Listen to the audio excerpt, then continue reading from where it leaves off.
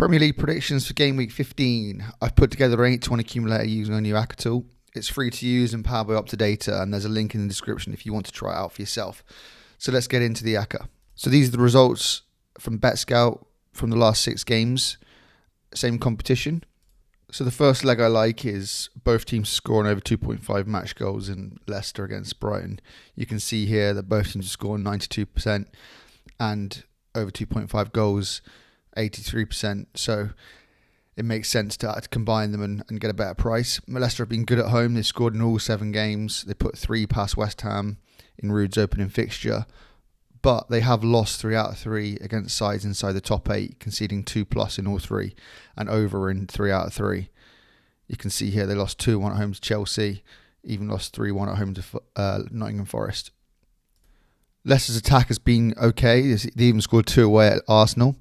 They've just been terrible at the back and have the 3rd ranked worst defence in the league. Brighton have scored in all 7 away games and won 3 out of 3 against teams outside of the top 6. They beat Bournemouth 2-1, Newcastle 1-0 and Everton 3-0. The next leg I like is sticking in the same market, and it's at the Brentford Community Stadium, over 2.5, and both teams are scoring. Brentford against Newcastle. Brentford's home games this season have just been absolute goal fest. You can see here 4-1, 3-2, 4-3. They're averaging 4.86 goals per game and they're yet to keep a clean sheet at home. Whereas Newcastle have 1 clean sheet in the last 6 games and just 1 clean sheet away from home. They have been good at going forward though, scoring in 6 out of 7 and 4 of which have come against sides in the top 9. So they should appreciate the step down in class and be able to take advantage of a poor Brentford defence. The third leg is going to be at Villa Park as Aston Villa host Southampton. Since moving to a back 5, Southampton have seen 10+ corners in 6 out of 7 games. And if you isolate those games against stiffer opposition, you can see 12, 13, 13.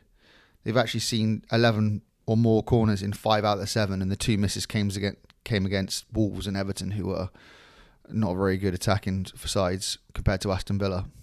Anyone looking to attack, they've gone flying over 12+ in 6 out of 6 games against Chelsea, Brighton, Liverpool, Man City and Arsenal, and I put Villa in the same category as them. And you can see Villa's recent home games: 15 against Brentford, 11 against Palace and 16 against Bournemouth. So this sets up to be a very good corner game. The final game here between Wolves and West Ham, being billed as El Sacchio. I've changed the form here to 8 games and we get over 2.5 goals at 81%. Both teams have seen plenty of goals recently. Neither side can defend but have good attacking threat. West Ham 6 out of 8 over 2.5 and Wolves 7 out of 8 over 2.5. West Ham is 17th in goals conceded and Wolves are 20th, but both sides are around mid-table for attacking outputs and 9th and 13th in goals scored. How much do both players really want to defend here for their manager? And this could turn into a bit of a friendly feel with a very open game. So I like over 2.5 goals to round off this accumulator. So to recap, we have both teams scoring over 2.5 in Leicester versus Brighton. Both teams scoring over 2.5 in Brentford versus Newcastle.